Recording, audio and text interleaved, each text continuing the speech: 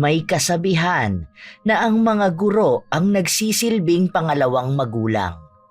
Dahil bukod sa pagtuturo sa mga bata, sila rin ang gumagabay at dumidisiplina sa mga ito. Ngunit paano kung ang guro na inaasahan mong gagabay sa anak mo ang siya ring sisira sa mga pangarap niya? Katulad ni Jefferson, isang 9 taong gulang na bata na nakaranas ng pangmamalupit mula sa isang taong dapat ay magsilbing pangalawang magulang sa paaralan. Ito rin ang magbibigay ng silakbo sa galit ng isang ina para lang ipagtanggol ang kanyang anak. Gamit ang itim na kapangyarihan, mabibigyan nga ba ng katarungan ang nangyari kay Jefferson o magiging mitya lang ito ng panibagong gulo? Ma, wala pa po akong colored paper. May pinapagawa sa amin si teacher eh. Naku naman Jefferson, bakit ngayon mo lang sinabi? Anong oras na? Sarado na ang tindahan. Kanina nasa palengke na tayo, hindi ka pa nagsabi. Para sana nakabili ka agad. Nakalimutan ko po eh. Ngayon ko lang naalala. Ngayon mo naalala kung kailan nakahiga na tayo at matutulog na. Bukas na lang yan, dadalhin ko na lang sa school ninyo. Sa susunod ha, kapag may kailangan kang bilhin, sabihin mo na ng maaga, hindi yung ganitong oras. Ay sige na, matulog ka na. Itinutok ni Kiana ang electric fan sa anak para hindi ito pawisan sa pagtulog. Mag-isang itinataguyod ni Kiana ang anak niya na ngayon ay nasa 3 baitang na ng pag-aaral. Matagal na silang naghiwalay ng ama ni Jefferson dahil sa pambababae nito.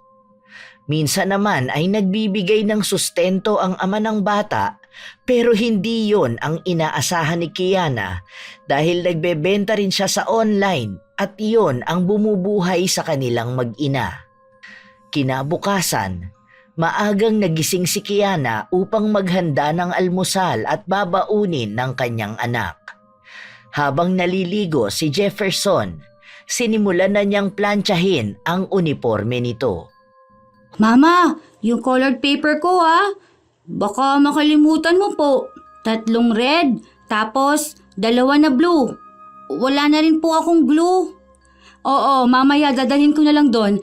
Ibibigay ko rin naman ang pabangong order ni Teacher Lopez. Bakit naubos na ang glue mo? Di ba kabibili ko lang noong nakaraan? Malaki na yung binili ko Si Joshua po kasi, sabi niya ilagay daw namin sa kamay namin para magbalat. Ay Jefferson naman. Alam mong kabibili lang nun, paglalaruan mo. Ay sige, mamaya bibili na lang din ako. Oh, ayan na pala ang tricycle. Sige na, andito na ang baon mo Uminom ka na maraming tubig, Baka yung perang baon mo ipambili mo lang ng soft drinks. Yari ka talaga sa akin kapag nalaman ko. Sige na, ingat. I love you. Humalik si Kiana sa magkabilang pisngi ng kanyang anak bago ito umalis at tumakbo papunta sa tricycle na maghahatid sa kanya sa eskwelahan. May mga gamit pang nagkalat sa loob ng bahay, kaya bago siya mag-ayos ng sarili, saglit muna siyang naglinis. Marami siyang mga dadalhan ng order, kaya maaga rin siyang umalis ng kanilang bahay. Huli niyang dinala ang order ng isang guro sa eskwelahan na pinapasukan ng kanyang anak. Dumaan na rin siya sa bilihan ng school supplies para sa pinabibili ng bata. Matapos nito ay nagtungo na siya sa paaralan. Ang aga pa para magchismisa ng mga to. Tungkol na naman kaya saan ang pinag-uusapan nila? Anong ginagawa niyo dyan sa tapat ng classroom? Pagtataka ang tanging mababaka sa mukha niya. Nang lingunin siya ng isang nanay, sinabi sa kanya na wala ang guro ng mga anak nila. Kaaalis lang bago siya dumating dahil mukhang nagkaroon ng komplikasyon sa pagbubuntis. 7 buwan ng buntis ang guro at noong nakaraang buwan pa siya pinagsasabihan na wag na munang pumasok, ngunit ayaw niyang iwan ang mga bata. Ganun ba? Sino naman ang magtuturo sa mga anak natin? Kawawa naman si Mrs. Lopez. Sana maayos lang sila ng baby niya. Sumagot naman ang isa pang babae at sinabi na si Mrs. Villanueva raw muna ang magsisilbing guro ng mga bata. Napatangulang si Kiana dahil kilala niya ang guro na yon. Ang asawa ng dati niyang kasintahan na siyang ama ni Jefferson. Hindi maikakaila na may kaba siyang nararamdaman sa kanyang dibdib dahil noon pa man ay hindi na maganda ang pakikitungo ni Melissa sa kanyang anak. Ngunit inisip na lang niyang marahil ay profesional naman ang babae para ihiwalay ang personal nilang issue. Mabilis lang din na lumipas ang mga araw. Normal na pamumuhay para sa mag-ina. Habang nasa paaralan si Jefferson, nagbabahay-bahay naman si Kiana para makakolekta ng mga order. Malapit naman ang sahod mo. Go ka na dyan. May dala pa akong brochure dito para sa silver jewelries. Diba, may girlfriend ka? Meron ditong couple ring. O kaya, bilhan mo siya ng kwintas. Teka. Ito, tingnan mo. Bagong design lang to. Heart na may heartbeat sa gitna. Tingnan mo. Diba, ang ganda? Kapag binigay mo yan sa kanya, panigurado kung kikiligin yun. Paminsan-minsan, ipakita mo naman na kahit matagal ng relasyon ninyo, nililigawan mo pa rin siya. Sige, pwede yan ng 2 gives kung tingin mo nabibigatan ka. Kinsenas katapusan ng bayad. Napakamot na lang sa ulo ang binata, ngunit magaling pagdating sa bentahan si Kiana, kaya napapayag niya ang lalaki na kunin na ang iniaalok sa kanya. 2 ang kinuha ng binata, 1 kwintas at singsing. May iba ring mga kapitbahay na tinatawag siya kapag nasasalubong siya sa daan para lang magtanong ng iba pa niyang ibinebenta. Lahat na yata ay pinasok na ni Kiana, maging ang paglalako ng mga ulam. Ang iba ay pautang, ang iba naman ay direktang bayad. May kahirapan ang ganitong gawain, pero para sa kanya ay mainam ito kaysa sa umasa lang siya na may magbibigay sa kanila. Hindi man palaging malakas ang benta, ang mahalaga ay hindi siya nawawala ng kita. Kaya malaking pasasalamat pa rin dahil kahit na paano ay naitatawid nila ang araw-araw. Nang kinahapunan, mukhang nahuli ng uwi ang kanyang anak dahil hindi naman ganong oras ang uwian nila. Ngunit hindi na niya naitanong dahil abala siya sa paghihiwalay ng mga damit na lalaban niya. Dumating ka na pala. Sige na, magbihis ka na doon para maisama ko na yan sa lalaban ko. Ilabas mo yung uniform mo, ha? Kapag tapos mo dyan, magmerienda ka na doon sa kusina. Bumili ako ng turon. Bakit ganyan ang mukha mo? Ayos ka lang ba? May masakit ba sa'yo? Parang namang pagod na pagod ka. Wala po, ma. Inaantok lang po ako. Sige po, magbibihis na po ako. Hindi tumingin ng diretso sa mga mata niya ang kanyang anak. Kaya mas lalong nakaramdam ng kaba si Kiana dahil kilala niya ang anak at alam niya kapag may iba itong ikinikilos. Kahit na hindi sabihin ni Jefferson ang problema, ramdam ng isang ina kapag may itinatago ang anak niya. Nasaan ang uniform mo? Hindi ba sabi ko ilabas mo kapag tapos mo ng hubarin? Isasalang ko na yan. Hindi pa naman ako maglalabas sa susunod na araw dahil may mga asikasuhin ako. Kunin mo na muna sa kwarto. Huwag na po yon. Sira na po yung uniform ko. Paanong nasira? Ikabibili ko lang yan nung pasok ka na. Anong ginawa mo? Nasaan ba? Pati nga. Pahirapan pang hinanap ni Kiana ang hinubad ng anak. Yun pala ay itinago ng bata sa ilalim ng kama. Kung sakali man na may punit yun, ipatatahi sa kanya ng anak. Pero mukhang may kakaiba sa uniforme niya. Kaya may takot na nararamdaman ng bata para ipakita sa ina. Bakit ang laki naman ng punit ng uniform mo? Hindi naman to basta sumabit lang, parang hinila to ah. Naku naman Jefferson, nakikipagharutan ka ba sa school? Mamaya mapilayan ka pa niyan eh. Ang kulit mo naman bata ka. Itinabi lang ni Kiana ang uniforme ng anak para kapag nagkaroon siya ng oras ay matatahi niya ito. Kinaumagahan, bago pumasok si Jefferson, tinanong ulit ni Kiana kung may nararamdaman ba ang anak. Napansin niya kasi na medyo malamlam ang mga mata nito at para bang biglang tumamlay. Noon kasi, halata sa bata na atat siyang makapasok sa eskwelahan. Ngunit ngayon ay parang ayaw na halos bumangon sa higaan. Wala naman po, Ma. Sige po, ayan na po si Manong Ronel eh. Bye po, Ma. I love you. Humalik sa pisngi ang anak bago ito tamad na naglakad palabas ng bahay at sumakay sa tricycle. Napahawak pa sa dibdib si Kiana dahil parang may kung ano siyang nararamdaman na hindi niya maipaliwanag. Pupunta nga ako sa school nila mamaya. Hindi talaga maganda ang kutob ko eh. Baka may nangyayari sa bata na yun eh at ayaw lang sabihin sa akin. Buong araw na hindi mapakali si Kiana kaya hindi siya masyadong nakapaglibot para mag-alok ng mga paninda niya. Nang makarating siya sa paaralan, nakita niya ang ibang mga nanay na naghihintay sa mga anak nilang umuwi. Tahimik lang si Kiana na nakaupo habang naghihintay. Nakuha lang ang atensyon niya nang magsalita ang isang nanay na nakaupo lang malapit sa kanya. Napansin niya na may pinapanood ang mga yon sa cellphone na mukhang nakakainis. Dahil base sa kanilang mga reaksyon, hindi sila natutuwa sa nakikita. Gusto na sanang isawalang bahala ni Kiana ang nangyayari, pero pati siya ay curious sa kung ano yun. Ano yan? Bakit ganyan ang mga reaksyon ng mga mukha ninyo? Ipinakita sa kanya ang pinapanood nila at ikinuwento na nasa balita raw yon kagabi. Isang bata raw na binugbog ng guro at kamuntikan ng mamatay. Nung una raw ay itinatanggi ng guro ang nangyari. Pero may lumabas na CCTV footage kung saan kitang-kita kung paano sinaktan ang bata. Nagkaroon pa ng samot-saring opinyon ang mga nanay at sinabi nila na kung mangyayari man yon sa anak nila, maghahalo ang balat sa tinalupan.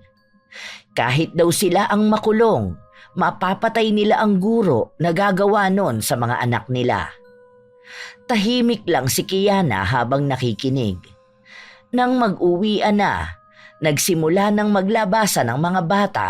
Ngunit hindi pa rin lumalabas ang kanyang anak. Kaya sinilip niya ito sa loob. Mag-isa lang na nagwawali si Jefferson habang nakatayo sa gilid ang guro at nakapamewang pa. Ma'am? Bakit naman si Jefferson lang ang naglilinis sa classroom? Noong nakaraan lang nagkaroon kami ng meeting eh. Hindi naman siya cleaner ngayon. Every Monday dapat yan, kasama 4 niyang kaklase. Humarap si Melissa sa gawi kung saan siya nakatayo. Ang bata naman ay nagpapatuloy lang sa paglilinis at pansin ni Kiana na sobrang dumi ng uniforme ng anak. Ang kulay puting damit noong pumasok siya ay nagmistulang kulay abo na ngayon. Parang ginawang basahan. Kinu-question mo ba ang pagdidisiplina ko sa anak mo? Bakit yun naman didisiplinahin ang anak ko? Meron ba siyang nagawa? Marami. Masyadong matigas ang ulo ng anak mo. Hindi marunong makinig sa teacher. Halatang hindi nagagabayan ng tama ng magulang eh. Lalo na ng ina. Paano? Pariwara ang nanay, kaya anong aasahan mo sa anak? Mukha namang hindi yung anak ko may problema rito eh. Mukhang ikaw ata, ma'am. At sa kanya mo lang sinisisi. Sana kung may personal kang issue sa akin, huwag mong idamay ang anak ko. Jefferson, halika na. Tama na yan. Umuwi na tayo. Bitiwan mo yung walis. Kaya hindi ako magtataka kung isang araw madadamay na yung anak mo sa mga napapatawa ng disciplinary actions. Tingnan mo, ipinapakita mo sa kanya na ayos lang umuwi kahit hindi pa tapos ang pinapagawa sa kanya. Nasa harapan pa ang teacher niya. Kaya ang tigas ng ulo niyan eh. Masyado mong kinakampihan. Hindi ako kasing talino mo, Mrs. Villanueva. Pero hindi ako bobo para hayaan ng anak ko na gawin ng mga bagay na hindi naman dapat niya ginagawa. Excuse me, ma'am ha? Aalis na kami para hindi na kami maging bitter sa anak namin ng asawa mo. Nanggagalaiti sa galit ang guro habang nakatanaw sa naglalakad palayong mag-ina. Nang mga sumunod na araw, sinabihan ni Kiana ang anak na isumbong sa kanya kung anuman ang ginagawa sa kanya ni Melissa. Ngunit sinabi lang ng bata na wala namang masamang ginagawa ang guro. Paminsan lang daw ay pinapaiwan siya para maglinis ng buong silid-aralan. Ilang araw ang pinalampas ni Melissa na huwag pansinin ang bata lalo pa at napapadalas din na sinusundo ni Kiana ang kanyang anak. Isang araw, habang nasa silid-aralan si Jefferson, nakikipaglaro siya sa mga kaklase niya. Masaya sila dahil may natitira pang oras sa kanilang reses. Wala rin sa loob ng silid-aralan si Melissa dahil saglit itong lumabas nang sunduin siya ng isa pang guro. Oh, tingnan mo to. Binili to ni mama sa akin eh. Marami pa akong slime sa bahay. Meron pa akong isa na may Batman sa loob. Ipinagyabang ng bata ang bago niyang laruan sa mga kaibigan, kung saan nakiagaw naman ang mga kaklase niya at nagtatanong kung pwede rin silang makihiram. Dahil normal sa mga kabataan ng ganito, lalo kung may mga bago silang laruan na dala sa eskwelahan. Naghati-hati sila sa slime para paglaruan yon. May isang bata na binilog ang slime at inihahagi sa pisara. Saglit yung dumidikit bago mahuhulog. Nagpayabangan sila kung kanino ang may pinakamataas at matagal na pagdikit ng slime. Nabuo pa ang kompetisyon sa kanila. Ayan lang pala eh. Madali lang yan sa akin. Sa bahay nga namin, pati sa bubong nalalagyan ko ng slime eh. Sige, ikaw na muna, tapos ako na ang susunod. Ay, sandali!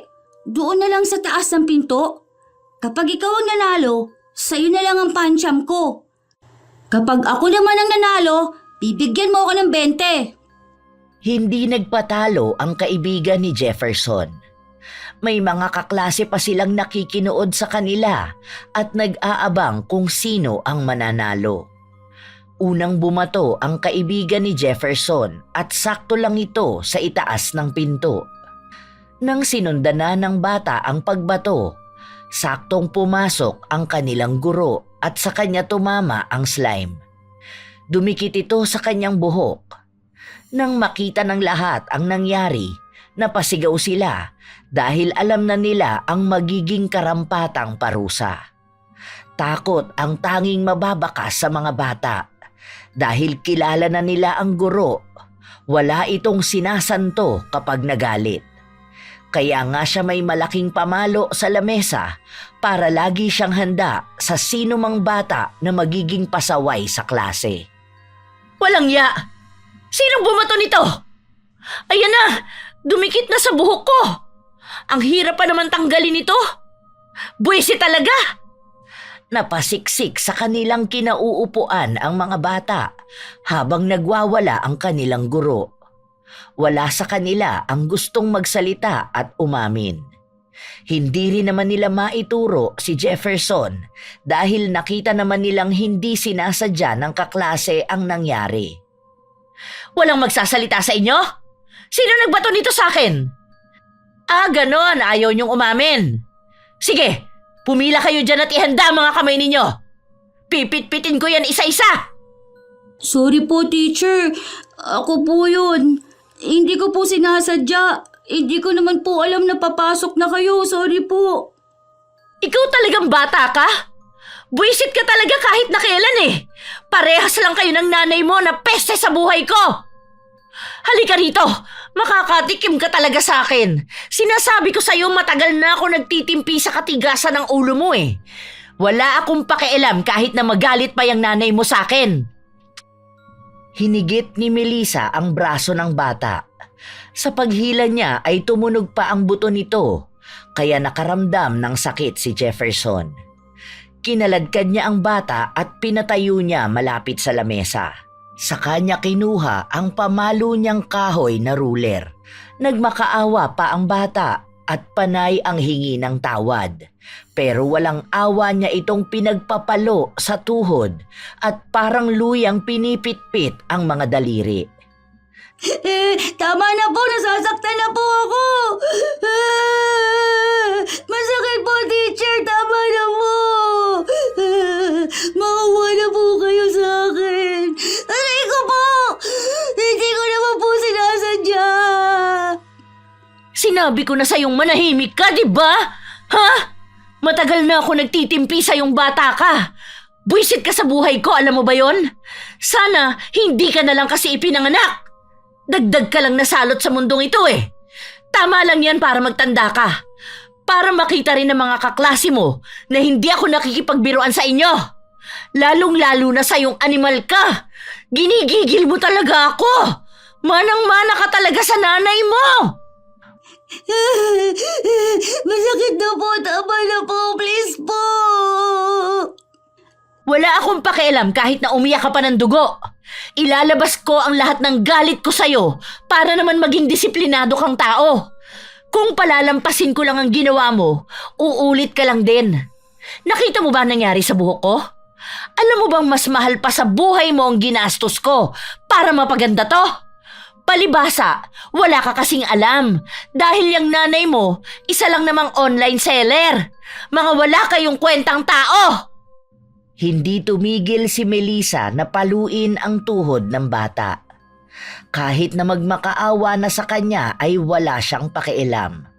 Pinipigilan din siya ng ibang mga bata pero pinagbantaan niya na kung sino man ang lalaban sa kanya ay matutulad lang din kay Jefferson.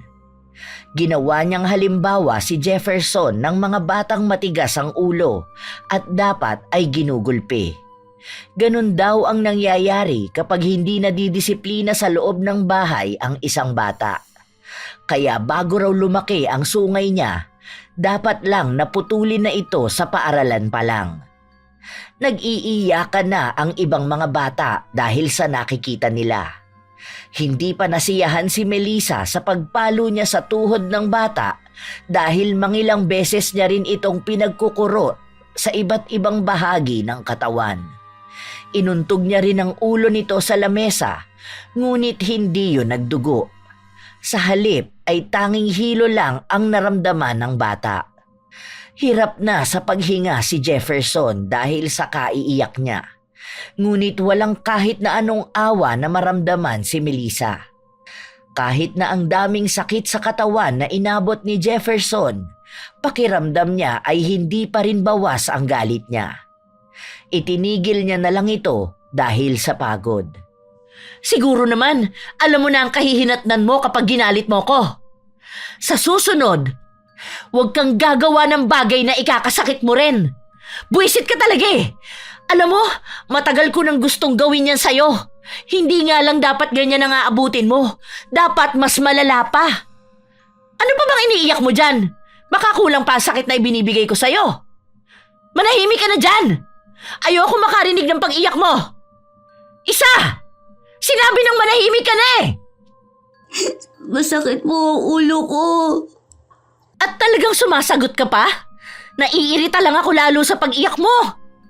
Mariin na tinakpan ni Melissa ang bibig ng bata at ang kuko niya ay bumaon sa pisngi nito. Dahilan upang lalong maiyak si Jefferson. Maraming masakit sa katawan niya pero hindi niya ito masabi dahil baka mas lalo lang magalit ang kanyang guro. May maliit din na bukol sa kanyang ulo at kapag nahahawakan yon ay nakakaramdam siya ng hilo. Mabigat sa dibdib ang paghikbi niya. Para bang may nakabara sa puso niya dahil sa pagpupumilit na tumigil sa pag-iyak. Wag na wag mong ipagsasabi to kahit na kanino ha? Dahil makakatikim ka sa akin. Sinasabi ko sa'yo, hindi lang ito ang kaya kong gawin. At kung magsasabi ka man sa nanay mo, sinisigurado ko na pati siya madadamay sa galit ko. Hindi niyo ako kaya, tandaan mo yan. Bakas ang panggigigil sa mukha ni Melissa habang sinasabi niya ang mga salita na ito. Noon pa man ay kumukulo na ang dugo niya kay Jefferson. Lalo na at tunay na anak ito ng asawa niya. Sa katunayan ay siya ang dahilan kung bakit naghiwalay ang mga magulang ng bata. Sinabi niya noon na buntis siya at kailangan siyang panagutan ng lalaki. Dahil kung hindi niya yun gagawin, ay ipapapatay ang buong pamilya niya. Sa takot ng tatay ng bata, iniwan niya ang tunay na pamilya para lang magpakasal kay Melissa. Pero sa huli, kahit na ilang taon na silang nagsasama, hindi sila nabiyayaan ng kahit isang anak. Sa edad niya, malabo na rin na makabuo sila. Nang mag-uwian na, pinaiwan ni Melissa ang bata at kinausap ito. Wala kang isusumbong sa nanay mo, ha? Dahil sa oras na malaman kong ginawa mo yun, ipapapatay ko siya sa harapan mo mismo. Maimpluwensya akong tao, kaya wala lang sa akin ang buhay ng nanay mo. Nagkakaintindihan ba tayo? Opo. Mabuti naman. Sige na, lumayas ka na sa harapan kong anak ng demonyita ka. Nagmamadaling tumakbo si Jefferson papunta sa tricycle na sundo niya. Nagtanong pa si Manong Ronel kung ano ba ang nangyari sa kanya dahil parang may kakaiba sa mga ikinikilos niya. Hindi na lang nagsalita si Jefferson dahil naaalala niya ang pagbabanta sa kanya ng guro. Nang makauwi ang bata sa kanilang bahay, bakas ang ibang sugat sa katawan niya. Nais niya sana itong itago sa kanyang ina, ngunit agad itong nahalata ni Kiana. Teka Jefferson, sandali nga. Ano nangyari sa uniform mo? Bakit may dugo to, ha? May sugat ka ba? Naku, Diyos ko, ano nangyari sa mukha mo? Bakit may kalmot yan, ha? Patingin nga ng katawan mo, itaas mo yung damit mo. Hindi po ma, wala po yan. Naglalaro po kasi kami kanina ni Jillian tapos hindi niya sinasadya na nakalmot ako. Tapos napunas ko sa uniform ko yung dugo. Sigurado ka ba? Anak, sinasabi ko sa'yo na masama ang nagsisinungaling. Hindi ba? Sabihin mo sa akin ang totoo. Sino ang may gawa niyan? Huwag kang matakot. Kakampi mo ako. Alam kong hindi yan kuko ng bata. Masyadong malalim at malaki yan. Ang teacher mo ba ang dahilan kaya may sugat ka? Halika nga dito. Titingnan ko yung katawan mo. Wag po. Wag niyo pong hawakan ng ulo ko. Masakit po. Nako, bakit may bukol ka sa ulo? Ano bang nangyayari sa'yo bata ka? Sabihin mo sa akin kung anong ginawa sa'yo ng teacher mo. Nauntog po ako sa upuan ko kanina. Anak, magsabi ka ng totoo kay mama. Hindi kumibo si Jefferson. Hindi rin siya makatingin ng diretso sa kanyang ina. Nakokonsensya siya sa pagsisinungaling niya dahil sa kanyang inaasta. Alam ni Kiana na may itinatago sa kanya ang anak. Hindi ganon si Jefferson dahil lahat ng nangyayari sa kanilang paaralan ay ikinukwento niya kapag nakauwi na siya. Ngunit ngayon, wala na siyang naririnig na kaganapan sa kanilang paaralan dahil halos iwasan na ng anak ang usapan na yun. Kinabukasan, hindi nakapasok ang bata dahil nagising na lang siya na inaapoy ng lagnat. Sa pag-aalala ni Kiana, dinala niya kaagad sa ospital ang anak upang masuri ang kalagayan.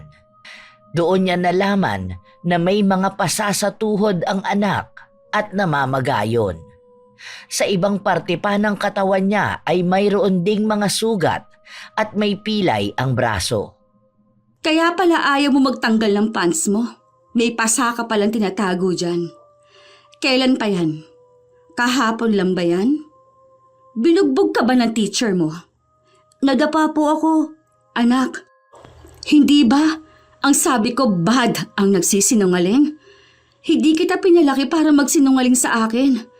Anak kita, kilala kita. Kaya alam ko kung nagsasabi ka ng totoo. Anong nangyari? Sige na, sabihin mo sa akin kung bakit ka nagkakaganyan. Hindi kumibo si Jefferson pero may luhang lumabas sa mga mata niya. Gusto niyang magsumbong sa kanyang ina, ngunit may takot siyang nararamdaman. Naaalala niya ang pagbabanta sa kanya ng guro. Kahit na ilang beses magtanong si Kiana sa kanyang anak kung ano ba ang totoong nangyari, hindi siya nito sinasagot. Sa mga nagdaang araw, nakapasok na ulit ang bata. Pero habang tumatagal ay maraming nagbabago sa ikinikilos niya. Minsan ay tulala lang siya, hindi nakakausap, o kaya madalas na nananaginip at umiiyak.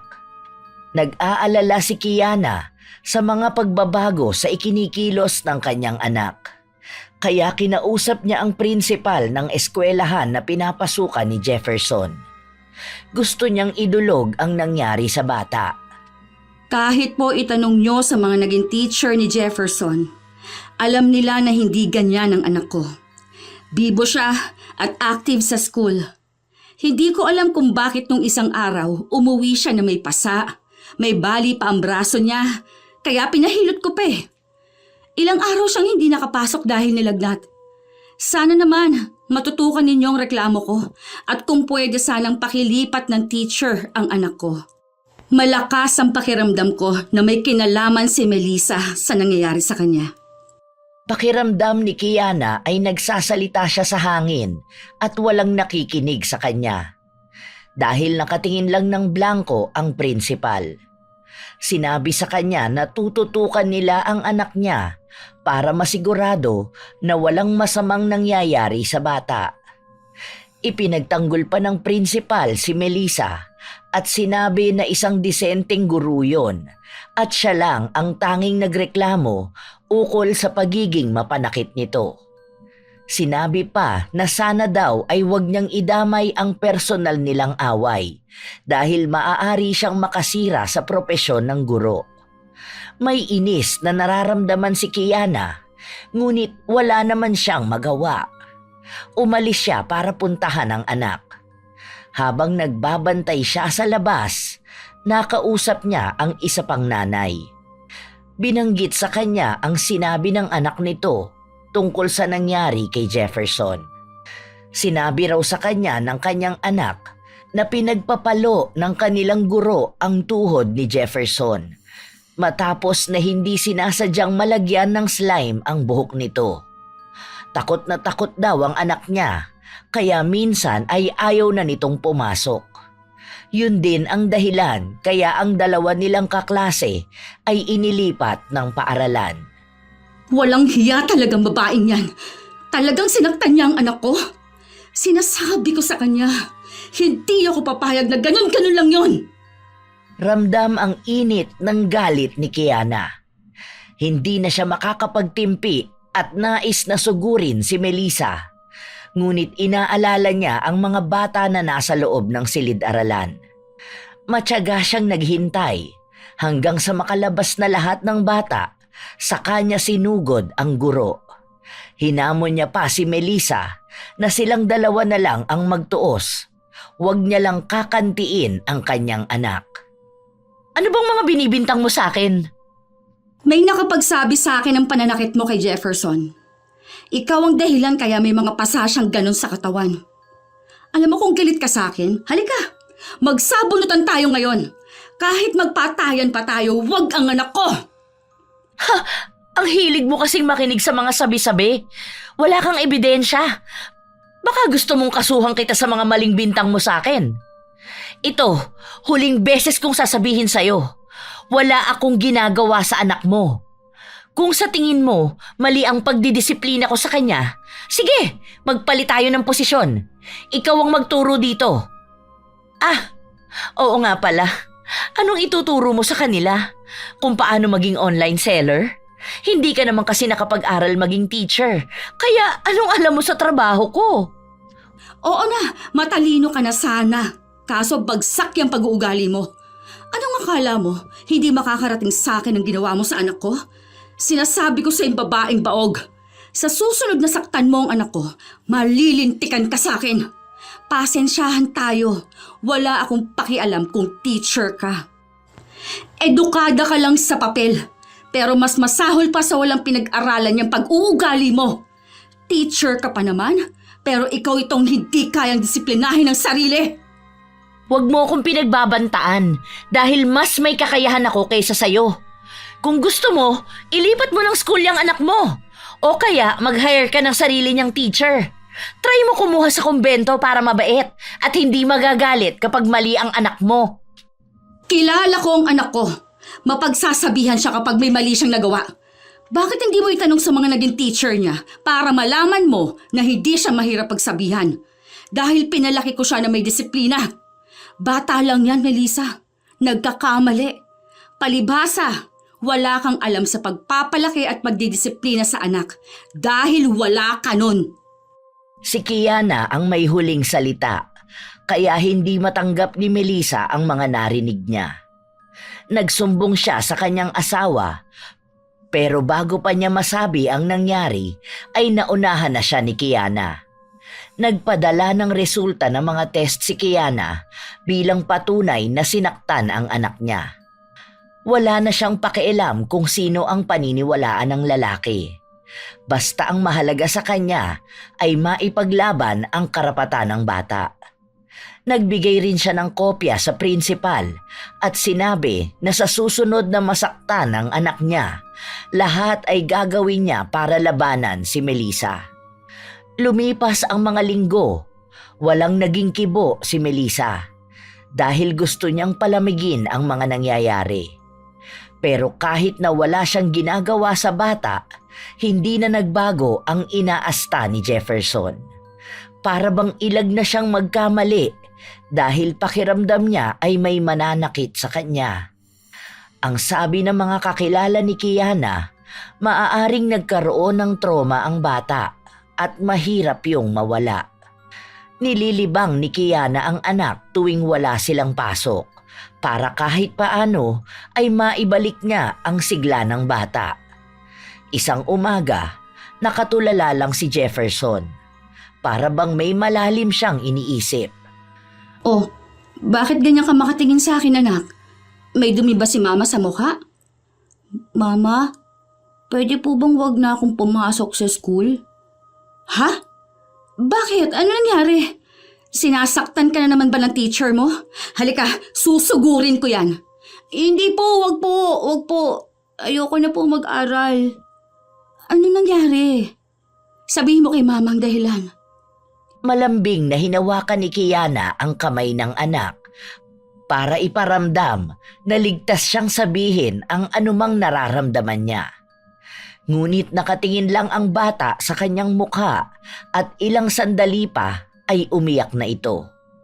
Ikinuwento niya ang nangyari noong isang araw. Pinagalitan daw siya ng kanilang guro at pinalabas siya para tumayo sa ilalim ng arawan.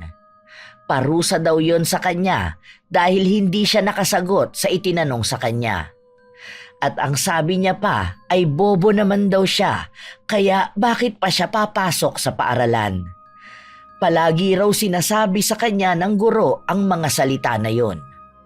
Huwag na raw siyang magsayang ng oras sa pagpasok sa paaralan dahil wala rin namang mangyayari sa mga pangarap niya kung mananatili lang ding walang laman ang utak niya. Hindi totoo ang mga sinasabi niya sa'yo. Bata ka pa at lahat ng bagay ay kaya mong matutunan. Kaya ka nga pumapasok sa school para matuto at mabigyan palalo ng magandang laman ang utak mo. Hindi ka bobo dahil walang taong bobo. Hayaan mo, gagawa ng paraan si mama para sa ganyang problema. Basta palagi mo lang iisipin ang mga pangarap mo. Paano ka magiging piloto kung hindi ka papasok sa school? Pero kasi bobo nga po ako. Shhh! Huwag mong pakinggan yon. Hinatid ni Kiana ang anak upang magpunta sa principal at magreklamo. Pero wala siyang napala dahil ang mga nirereklamo niya ay isa lang daw pagdidisiplina sa bata. Wala naman daw masama sa ganoong gawain dahil noong kapanahunan daw niya ay mas malala pa ang ginagawa ng kanilang mga guro. Bakit daw masyadong sensitibo ang mga magulang sa pagpapangaral ng guro sa kanilang mga anak? Parang wala na silang kalayaan na bigyan ng tamang leksyon ang mga bata. Hindi naman po yata makatarungan ang katwiran nyo. Kung alam nyo lang ang nararamdaman ng anak ko, maiintindihan ninyo ako. Bata pa yan. Ilang taon pa lang ba yan para makaranas ng physical at mental abuse? Huwag ninyong ikatwiran ang panahon ninyo sa panahon ngayon. Alam nyong marami na tayong batas ngayon. Kung pagdidisiplina lang sa bata, wala akong problema doon. Pero sana, maayos na pagdidisiplina ang gawin ninyo. Hindi yung nagkakaroon ng malaking impact sa bata para mawala ng gana sa pag-aaral. Anong gusto ninyong disiplina ang gawin ng teacher niya sa kanila, ha? Dapat ba naghihingalo na ang bata para lang masabi niyang disiplinado na sila? Maraming paraan para bigyan ng leksyon ng mga bata kapag nagkakamali. Sana hindi yan maranasan ng anak ninyo. Dahil para na rin binuli ang anak ko ng taong mas matanda ang utak kaysa sa kanya. At sana, huwag niyang sabihin na bobo ang batang tinuturuan niya. Kaya nga namin ipinasok sa school ang anak namin para matuto. Kailan pa naging parte ng pagdidisiplina ang mag-discourage ng bata sa pangarap niya at ipangalanda ka namang siya? Sige nga, para kayong hindi dumaan sa pagkabata para magsalita ng ganyan. Nagalit ang prinsipal dahil sa katwiran ni Kiana.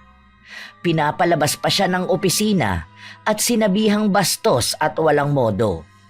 Baka raw atakihin siya sa puso dahil sa pangmamaliit niya sa ginagawang sakripisyo ng mga guro para sa mga anak nila. Bago umalis si Kiana, may huling salita pa siyang sinabi. Malaki ang respeto ko sa mga guro. Hindi ibig sabihin na nagrereklamo ako sa isa. Dinadamay ko na ang lahat ng sakripisyo at paghihirap na ginagawa ng mga guro. May mga matitino at nagbibigay ng dedikasyon sa propesyon nila. Pero hindi mo maiiwasan na may katulad ni Melissa na hindi alam ang pagiging edukada at may katulad mong mas pinapanigan ng mali. Pasensya na po, ma'am, ha, kung nasasaktan kayo at ayaw tumanggap ng katotohanan. Umalis ng opisina si Kiana. Sa mga sumunod na araw, nagdoble kayod siya para makaipon ng pera. Gusto niyang ilipat ng paaralan ang kanyang anak sa susunod na pasukan. Halos lahat ng pagkakakitaan ay pinasok na niya. Wala naman kasi siyang mga magulang na tutulong sa kanya. Ang mga kapatid niya ay hindi naman mayaman para matulungan siya. Sa paglipas ng mga araw, pinapatatag ni Kiana ang loob ng kanyang anak at ipinangako na kahit anong mangyari ay poprotektahan niya ito. Ngunit hindi niya inaasahan na darating ang isang balita na gigimbal sa kanya. Habang nangongolekta ng order si Kiana, isang kakilala ang nagmamadaling tumakbo palapit sa kanya at sinabi na isinugod nila sa ospital si Jefferson. Kahit na nanginginig ang buong katawan, napatakbo si Kiana papunta sa kinalalagyan ng anak. Dok, kumusta na po ang kalagayan ng anak ko? Nanghihina ang tuhod ni Kiana, ngunit nagpakatatag siya dahil hindi siya maaaring maging mahina.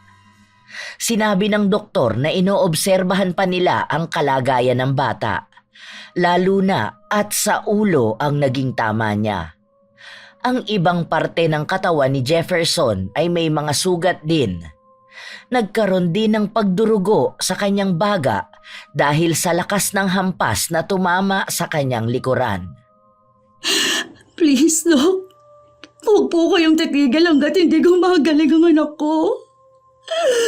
Nagmamakaawa po ako sa inyo. Iligtas niyo po ang anak ko. Isang bangungot ang nangyari kay Jefferson. Hindi inakala ni Kiana na mararanasan ng anak niya ang ganoong pangyayari sa napakamurang edad. Kinabukasan, sa galit niya ay sinugod niya sa paaralan si Melissa. Ngunit sa halip na tulungan siya ng prinsipal, pinagalitan siya at sinabing kumalma muna siya at idaan sa tamang proseso ang lahat. Tingin mo ba kakalma ako, ha? Alam mo ba ang nangyari sa anak ko? Nag-aagaw buhay siya ngayon dahil sa kagagawa ng walang hiyang teacher niya. Kinawawa niyang anak ko. Pwede ba huwag ka rito gumawa ng eskandalo? Tingnan mo, ang daming nakatingin sa atin. May mga bata pa sa loob ng classroom. Natatakot sila sa'yo. Masyado kang eskandalosa. Wala akong pakialam kahit mag-eskandalo ko rito. Magkamatayan na tayo rito. Walang hiya ka. Walang kasalanan ng anak ko. Bakit gano'n ang ginawa mo sa kanya? Binugbog mo siya. Pinag-uuntog mo ang ulo niya. Anong akala mo sa anak ko, ha? Walang pakiramdam. Paano mo natatawag ang sarili mo na teacher kung ganyan ka makitungo sa mga bata? Hindi mo pa alam ang tunay na nangyari. Kaya huwag kang magtanga-tangahan para sumugod ka rito. Sana inalam mo muna ang side ko. Punyeta! Anong side ang aalamin ko, ha? Hindi pa ba klaro ang nangyari sa anak ko? Kung may ginawa siya, sana pinatawag niyo ako para akong dumisiplina sa kanya. Hayop ka! Papatayin kita! Naglabas ng kutsilyo si Kiana upang atakihin ang guro. Ngunit kaagad itong nakapasok sa loob ng silid-aralan at kinandado yon. Nagkagulo ang mga tao at ang mga bata sa loob ay nag-iiyakan na. Maging ang mga magulang ay nagpanik. Maraming umaawat kay Kiana ngunit wala siyang pinapakinggan. Pinagbantaan niya si Melissa na papatayin niya ito sa oras na makalapit siya. Dahil sa takot, ay iniharang ng guro ang mga bata para hindi siya masaktan ni Kiana kung sakali man na makapasok ito sa loob ng silid. Lumabas ka dyan! Walang hiya ka! Pagbabayaran mo ginawa mo sa anak ko! Baliw ka na talaga! Utak kriminal! Ilang sandali pa ay dumating ang mga pulis para dakpin si Kiana. Dinala siya sa istasyon ng pulis para ikulong. Kahit na anong paliwanag niya ay hindi siya pinakinggan. Siya ang nagmukhang mali dahil sa naging reaksyon niya. Sinabi sa kanya na sana ay dinaan niya sa legal na paraan. Alam ni Kiana ang pagkakamali niya. Pero bilang isang ina na nais ipaglaban ang anak, hindi na niya kayang isipin pa kung ano ang tama at ano ang mali. Dahil handa siyang mamatay at makapatay para sa anak. Hindi siya pinalabas ng kulungan kahit na nakiusap siya na walang magbabantay sa kanyang anak. Nagsampa na ng kaso si Melissa dahil sa pagbabanta ni Kiana sa buhay nito. Ano? Mukhang mabubulok ka na sa kulungan ah. Hayaan mo, makakarating naman sa'yo ang balita kung kailan ibuburo lang anak mo. Hayaan mo, makikiramay na lang kami at hihingian ko siya ng abuloy sa buong school. Siguro naman palalabasin ka nila rito kapag ililibing na siya. Ang tanga mo kasi. Akala mo naman kung sino kang matapang. Hayop ka talaga! Ikaw pang may lakas ng loob na magsalita niyan sa akin, ha? Sinasabi ko sa'yo, makakaganti rin ako sa ginawa mo sa anak ko. Maghintay ka lang. Ay, kaso hindi na ako makakapaghintay pa. Kasi baka hindi ka na makalabas pa dyan. Itutuloy ko kasi ang kaso ko sa'yo. Napayukom ng kamao si Kiana habang naririnig niya ang pagtawa ni Melissa. Hindi siya makapaniwala na ang babaeng may kasalanan at ng maltrato sa anak niya ang mas matapang nakasuhan siya. Samantalang siya ang dahilan kung bakit nasa bingit ng kamatayan ang bata. May dumalaw na isang nanay kay Kiana at doon siya nakiusap na kung pwede ay tawagan ang bunso niyang kapatid para magbantay kay Jefferson. Tinulungan naman siya nito. Ang iba pang mga kakilala at suki niya sa mga binebenta niya ay nag-alok din ng tulong sa kanya. Malaki ang pasasalamat niya sa mga yon, ngunit alam niyang mahihirapan pa rin sila. Dahil may mga proseso pa silang gagawin para lang makapagsampa ng kaso kay Melissa. Hating gabi na at tulog na ang iba niyang kasama sa selda. Ngunit tahimik na umiiyak si Kiana sa isang gilid. Hindi siya mapakali kakaisip sa kanyang anak. Ilang sandali pa ay umupo ang isang babae na kasama niya at tinanong kung bakit ba siya iyak ng iyak. Naghahalo ang galit at sakit sa puso ko. Umiiyak ako sa maraming paraan. Galit na galit ako sa ginawa niya sa anak ko at siya pang matapang ngayon. Anak kong muntikan na mamatay sa mga kamay niya, pero ako pa ngayon ang nabaliktad na masama. Hindi ko alam kung may hustisya ba o kung para kanino lang ba dapat ang batas. Hindi ko na alam. Hinaplos lang ng babae ang likuran niya. Hindi ito nagsalita. Nakikinig lang ang matandang babae sa mga kwento niya. Mula sa kung paano ba nagsimula ang galit sa kanya ni Melissa hanggang sa kung ano na ang ginawa nito sa kanyang anak. Pasensya na po kayo, Manang. Masyado na po akong maraming nasabi. Sana po, nagpahinga na lang kayo. Sinabi ng matandang babae sa kanya na walang problema sa paglalabas niya ng mga hinaing niya.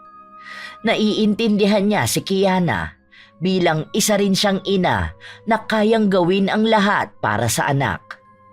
Lumapit pa sa kanya lalo ang babae at sinabi na kaya niyang tulungan si Kiana na makaganti. Ngunit walang ibang dapat na makaalam sa gagawin nila. Noong una, ang akala ni Kiana ay may kakilala sa labas ang matandang babae na maaaring makaganti sa kanya. Ngunit sinabi ng matanda na hindi sapat na tapusin lang ng isang beses ang buhay ni Melissa. Dapat daw ay iparana sa kanya ang araw-araw na kamatayan para madama niya ng pangmatagalan ang sakit. Ano pong ibig niyang sabihin na itim na kapangyarihan? Barang po ba?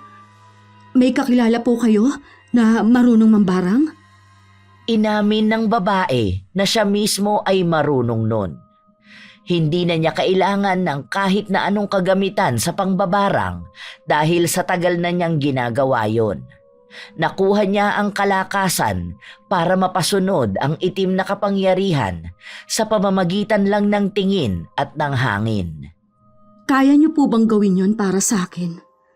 Gusto kong pagsisihan niya ang ginawa niya sa anak ko.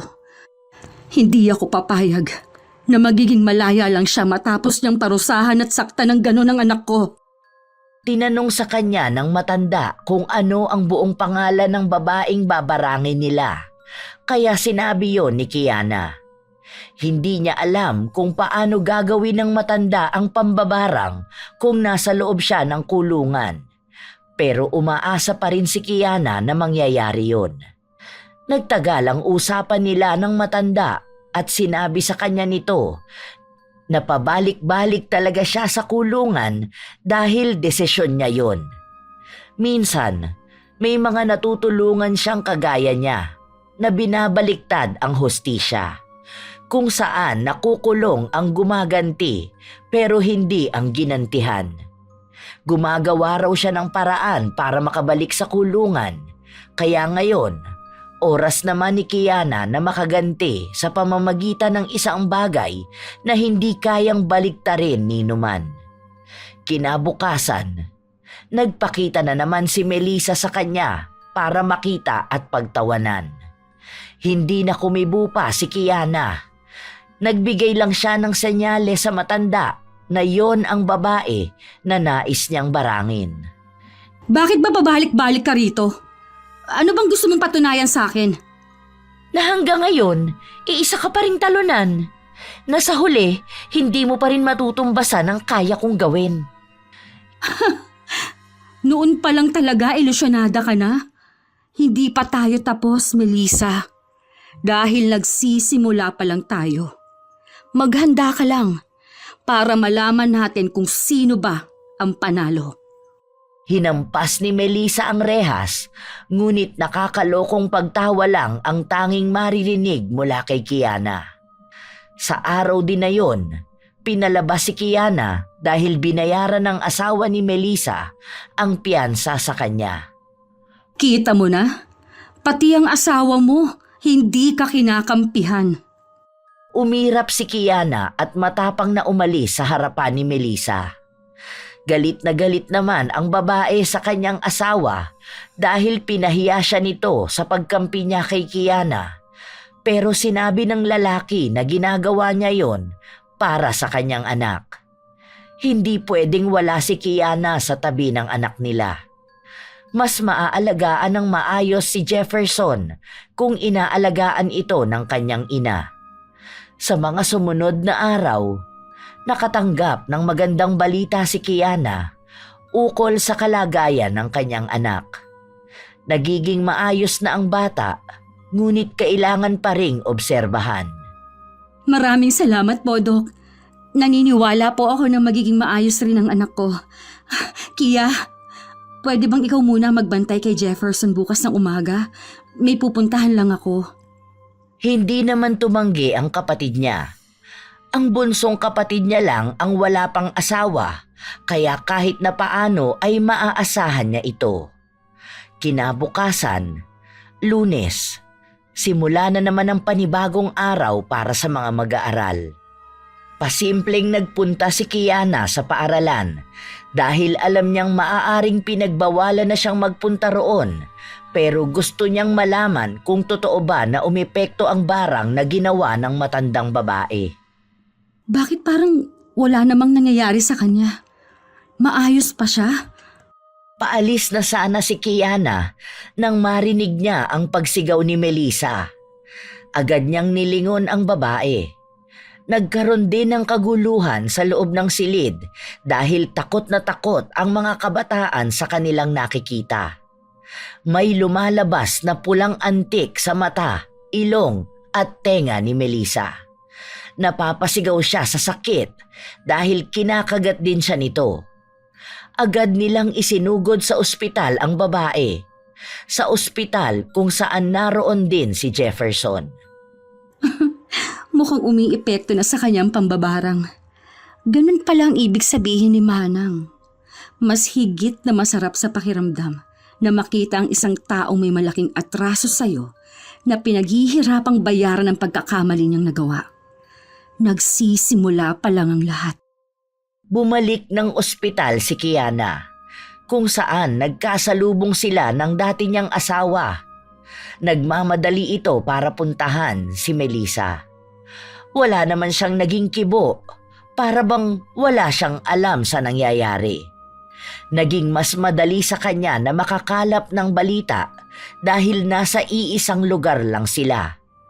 Dinalaw niya rin ito para makita kung ano ang nangyayari sa kanya. Ah! Ano ba itong nangyayari sa akin? Saan nanggagaling ang mga langgam na to? Baka kasi nilalanggam ng nabubulok mong kaluluwa. Anong ginagawa mo rito? Lumayas ka rito! Wala ka namang naitutulong sa akin! Kahit naman may maitulong ako sa'yo, wala naman akong gagawin eh. Kasi deserve mo yan dahil sa ginawa mo sa anak ko. Hayaan mo, hindi naman siya ganun kalala. Pero ayan, tingnan mo. May lumalabas sa ilong mo na antik. Ang sakit! Lintik naman! Saan ba ito nanggagaling? Kung saan-saan na sila lumalabas at parang hindi nauubos. Ang sakit pa nilang mga gat. Ano ba naman to? Anong tinatawa-tawa mo dyan? Mukha bang may nakakatuwa sa nangyayari sa akin? Ha? Ikaw, demonyo ka talaga eh. Masaya ka sa paghihirap ng iba. Teka, hindi ba ikaw rin naman? Bakit ayaw mo lang ginagawa sa'yo ang ginagawa mo sa iba? Grabe ka naman. Gusto mo yatang ikaw lang ang nakakaagrabyado ng tao? Lumayas ka nga rito! Labas!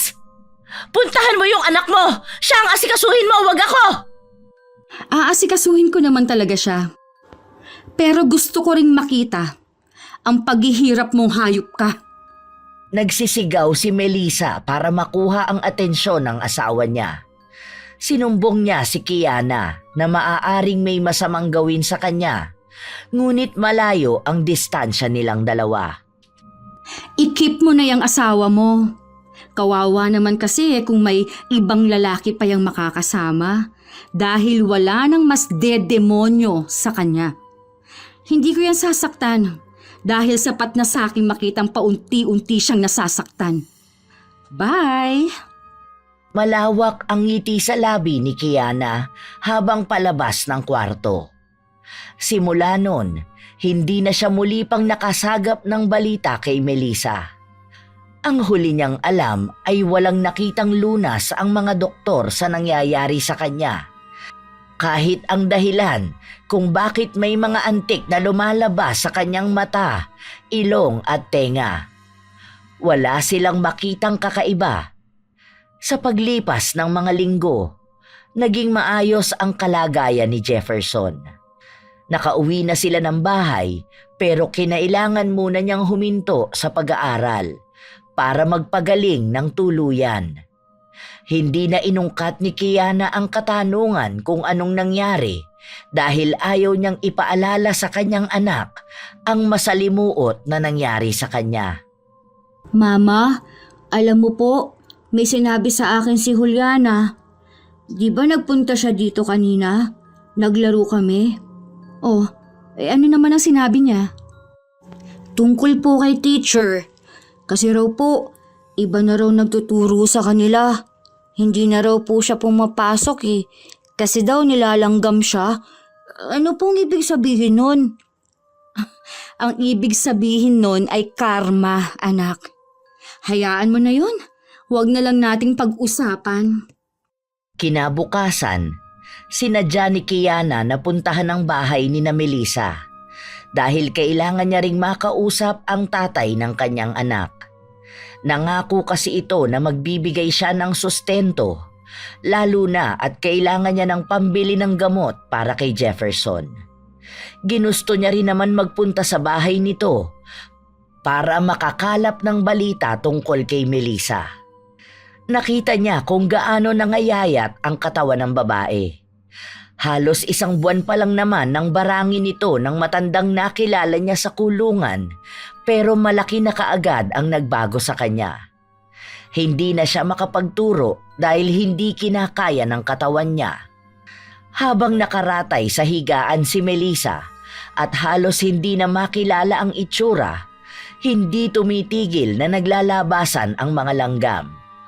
Namamaga rin ang mukha niya dahil para siyang masarap na pagkain para sa mga yon. Ano bang ginagawa mo rito? Yung asawa mo ang nagpapunta sa akin, kaya huwag kang mag-alala. Wala akong balak sa'yo. Gusto lang kita makita. Grabe, no? Nasaan na yung matapang na babae? Yung malakas na teacher na nambugbog sa anak ko? Ayan na ba siya ngayon? Halos butot balat na lang? Tapos, daig pang reyna ng mga antik? Ay, kawawa naman. Pwede ba? Wala akong panahon para sa'yo. Tigilan mo na ako dahil nagdurusa na ako ngayon. Sana, yan din ang naisip mo nung pinapahirapan mong anak ko. Naisip mo na nagdurusa rin siya sa mga kamay mo. Napakasama talaga ng ugali mo. Masaya ka nagkakaganito ako. Wala kang kaluluwa. Hayaan mo. Kapag gumaling ako, ikaw naman ang babalikan at pagtatawanan ko. Sige, hihintayin ko yan. Pero meron akong sasabihin sa'yo. Secret lang natin ha. Alam mo ba na ang sarap makitang kinakarma ka? Oops! Ang sama naman ng ugali ko. Mukhang nasapawan ko ang kademonyohan mo ah. Hayop ka talaga! Malakas ang pakiramdam kong may kinalaman ka rito.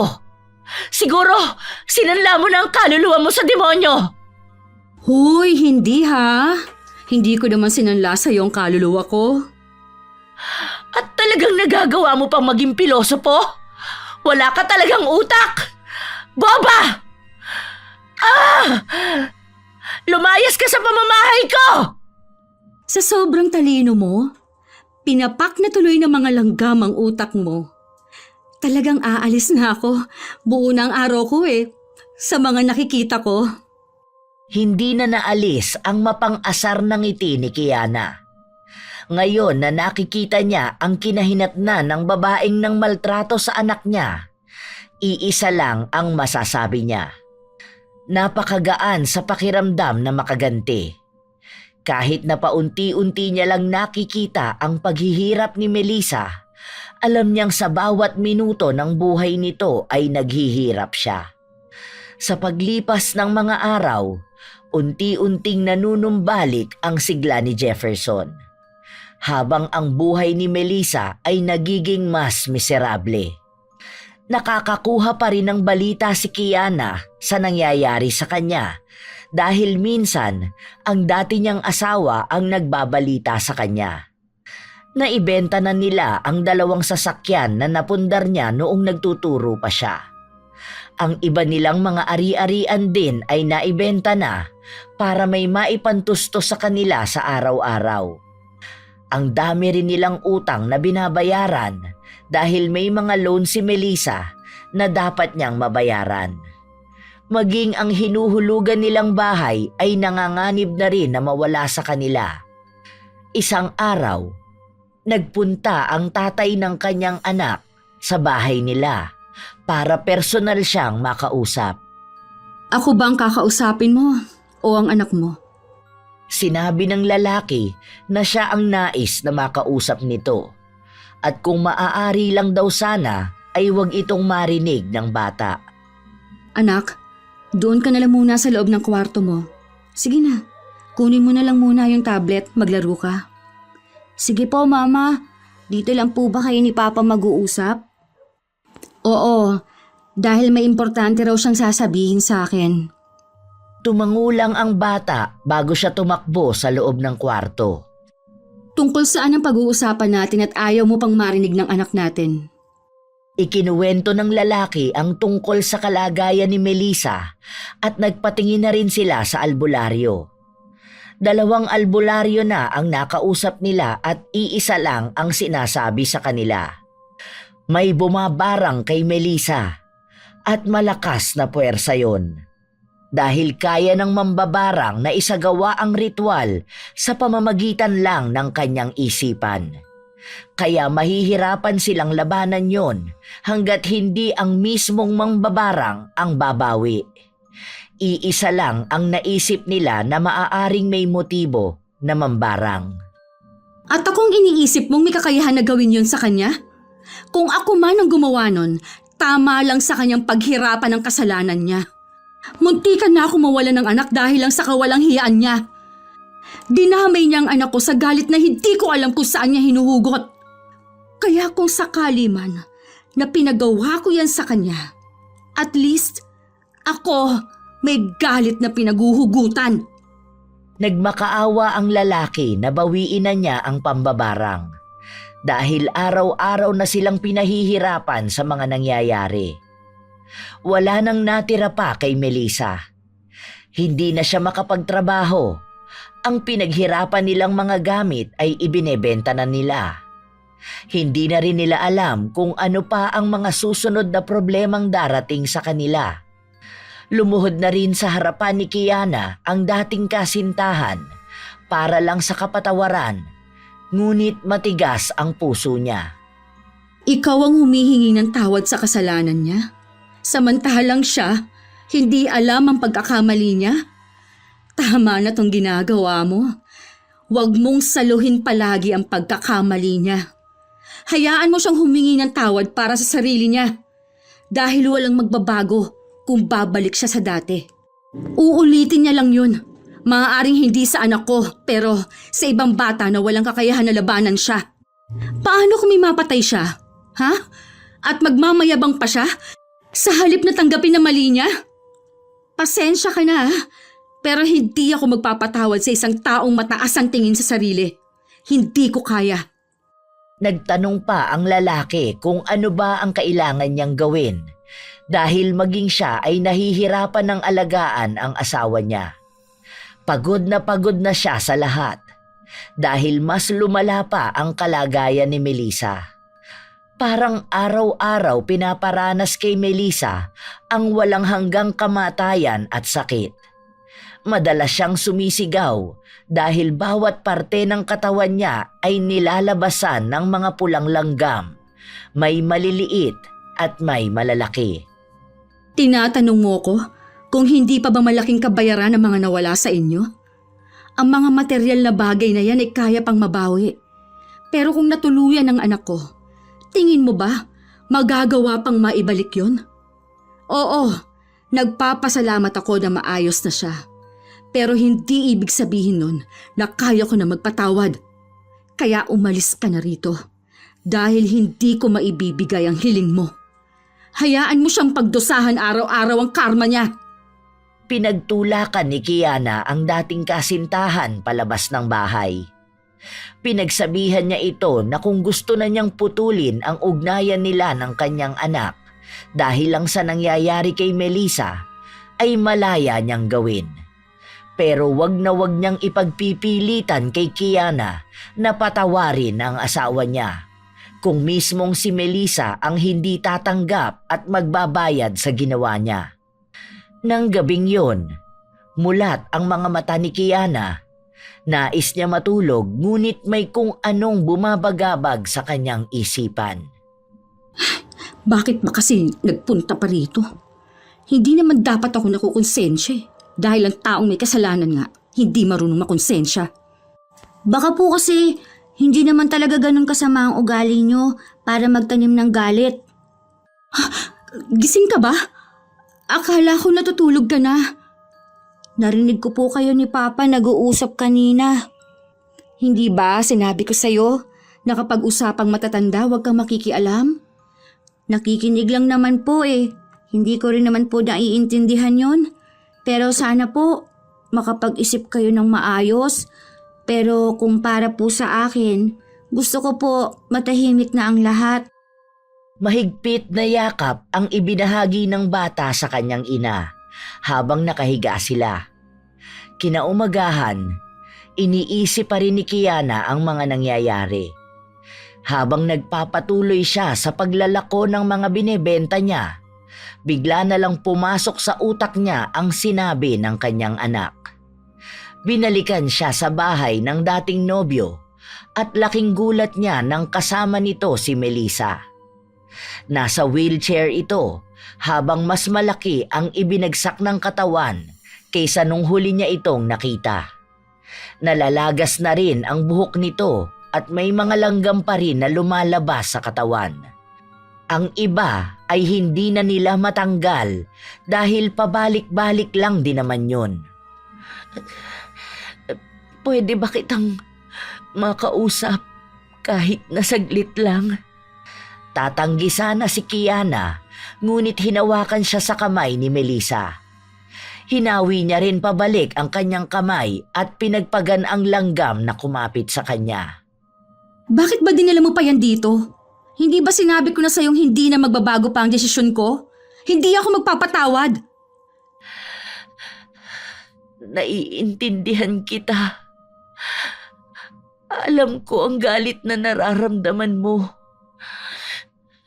Alam kong mahirap na akong patawarin dahil sa nagawa kong pagkakamali. Pero gusto ko pa rin humingi ng tawad. Sana hindi pa huli ang lahat para maitama ko ang lahat ng pagkakamali ko. Parang awa mo na. Bigyan mo ko ng isa pang pagkakataon. Paano ako maniniwala na bigla kang bumait? Ano, nagpapanggap ka lang ba para kapag naging maayos ka na, saka mo naman ako babawian? Itigil mo na yan, utang na loob. Dahil alam kong sagad sa buto ang kasamaan mo. Kapag nabawi mo ng lahat, babalik ka lang sa kasamaan mo. Kaya umalis ka na rito. Malika, hindi ako nagpapanggap na mabait. Ilang beses ko na itong pinag-isipan. Hindi ko pala kayang maging malakas palagi. Nagsasabi ako ng totoo at tunay ang paghingi ko ng tawad sa'yo. Hayaan mong bumawi ako. At gusto ko rin humingi ng tawad kay Jefferson. Hindi mo na kailangan makausap pa ang anak ko. Dahil alam kong magpapaawa ka lang sa kanya. Utang na loob, umalis na kayo! Hindi kita pipilitin na magpatawad ka agad. Pero sana lang magkaroon din ng puwang sa puso mo ang pagpapatawad. Sana, Kiana. Tumalikod si Kiana upang hindi na niya makausap pa ang mag-asawa. Wala na siyang balak pang makipaglokohan sa kanila. Hindi pa niya tanggap at hindi pa niya kaya ang pagpapatawad. Ilang araw ang lumipas, wala siyang nakuhang kahit na anong balita tungkol sa dalawa.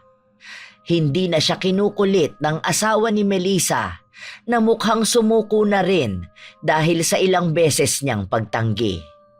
Ang akala ni Kiana ay magiging maayos na ang lahat. Ngunit habang tumatagal, para bang siya naman ang nagiging miserable ang buhay. Hindi sa forma ng sakit o kahirapan, ngunit sa damdamin. Gabi-gabi siyang binabagabag ng mga katanungan at araw-araw siyang hinahanapan ng kapatawaran. Bakit ba ganito ang nangyayari sa akin? Hindi naman akong may ginawang mali sa kanila pero bakit parang pati ako nadadamay? Naguguluhan na ako. Nahihirapan ang damdamin ko. Habang naglalakad si Kiana pabalik sa bahay nila, nasa lubong niya ang ginang na tumulong sa kanya. Inaya niya ito kung pwede ba silang mag-usap. Hindi naman siya tinanggihan ng matandang babae. Nakita ko na siya. At alam kong pinagdurusahan na talaga niyang nangyari sa kanya. Kitang-kita ng mga mata ko kung paano siya magdusa. Ang paghihirap ng katawan niya at ng buhay niya. Kung paano siya magmakaawa sa akin. Rinig ko ang bawat sigaw niya. Tinanong ng ginang kung masaya ba siya sa mga nakikita niya. Sinagot ito ni Kiana at sinabi na oo, sobrang saya niya. Ngunit sa boses niya ay bakas ang katotohanan. Muli siyang tinanong ng matanda kung ano ba talaga ang laman ng puso niya. Hindi ko maintindihan. Naaawa ako at gusto kong maniwala na magbabago siya. Pero kapag nawala na ang barang sa kanya, baka ako naman ang balikan niya. Hindi ko alam ang gagawin ko. Ako ba ang may kakayahan na bawiin sa kanya ang barang? Sinagot ng matanda na hindi na niya mababawi ang barang. Kahit napatawarin niya si Melissa, naroon pa rin sa katawan ng babae ang sumpa. Maaaring matitigil ito ng pansamantala, ngunit palagi pa rin siyang babalikan ng mga sakit na yon. Ipinaliwanag ng matanda na bitbit na ng mga tao ang barang sa katawan nila. Kahit na anong gawin nila, hindi na yon maaalis pa. Maaaring mamuhay sila ng normal, ngunit babalik at babalik sa kanila ang karamdaman na yon. Ang ibig lang ipahiwatig ng matanda ay sa oras na bumalik ang gawaing ipinangako niyang ititigil na, babalik din sa kanya ang barang na pansamantalang inalis. Magiging mas malala na ang kalalabasan. Doon ay nalinawan ang kaisipan ni Kiana. Tinanong siya ng matanda kung ano ang magiging desisyon niya. Gusto ko nang matigil ang umuusig sa akin araw-araw. Gusto ko ng bagong buhay para sa amin ng anak ko. Gusto kong magpatawad para lang sa ikatatahimik ng buhay namin. Sa mga sumunod na araw, kahit na paano ay naging magaan na ang pakiramdam ni Kiana. Siya ang kusang nagpunta sa bahay ni na Melissa para makausap ang babae. Walang nagbabago sa kalagayan niya. Nakahiga lang siya sa kama habang ang mga langgam ay parami ng parami. Wala na siyang ginagawa dahil para bang tinanggap na niya ang kanyang kapalaran. Nagpunta ako rito para sabihin sa'yong unti-unti kong sinasabi sa sarili ko na magpapatawad na ako. Pero hindi ibig sabihin na hahayaan lang kita sa ginawa mo sa anak ko. Para masigurado kung wala ka ng ibang bata pang masasaktan, itutuloy ko ang kaso. Patawarin mo na ako, Kiana. Maawa ka na sa akin. Pinatatawad na kita, pero gusto ko pa rin makitang nagbabayad ka. Maghanda ka na lang kapag lumakas ka, para may kakayahan kang mabuhay sa kulungan. Umiyak si Melissa at sinabi na hayaan na lang siyang mabuhay ng maayos. Dahil pinapangako niyang hindi na niya gagawin pa ang pambubugbog sa kahit na kaninong bata. Ngunit pinanindigan ni Kiana ang mga sinabi niya. Hindi sapat ang paghingi lang ng tawad dahil may kaukulang parusa ang mga taong may ginagawang masama sa kapwa nila. Sa ilang linggo na lumipas, unti-unting umayos ang kalagayan ni Melissa. Bigla na lang tumigil ang paglabas ng mga langgam sa kanyang katawan.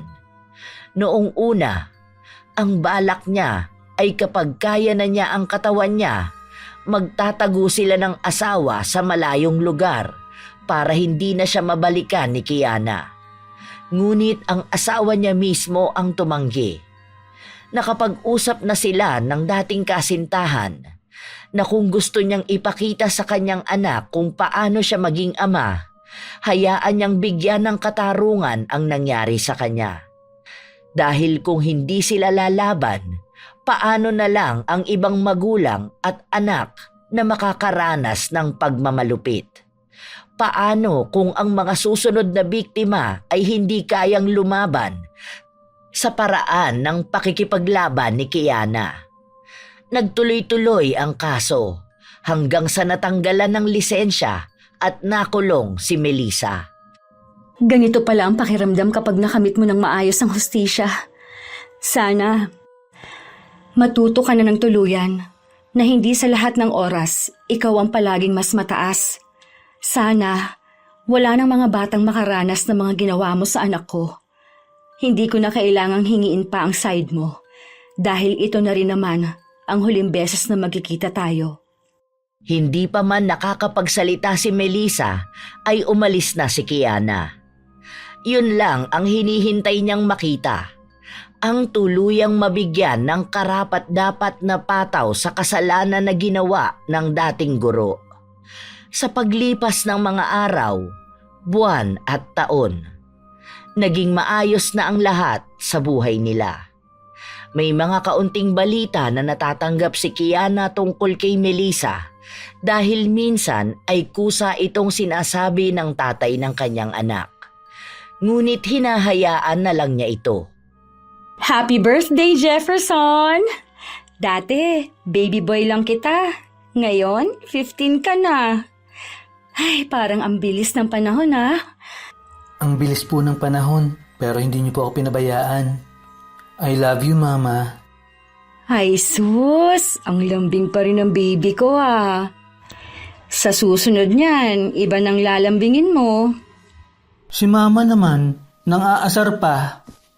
Malawak ang ngiti ni Kiana habang nakatingin sa kanyang anak. Ang daming nangyari sa mga nakaraang taon at ngayon pa lang bumabawi ang pagkakataon na maging mas maayos ang lahat sa kanila. 9 na taon pa lang noon si Jefferson nang makaranas ng pagmamalupit ng kanyang guro at ngayon ay nasusubaybayan na ni Kiana ang paglaki ng anak. Ang madilim na kwento ng kanilang mga buhay ay nais nilang iwan sa nakaraan. Nakuha na nila ang hustisya dahil pinagbabayaran na ni Melissa ang kanyang kasalanan.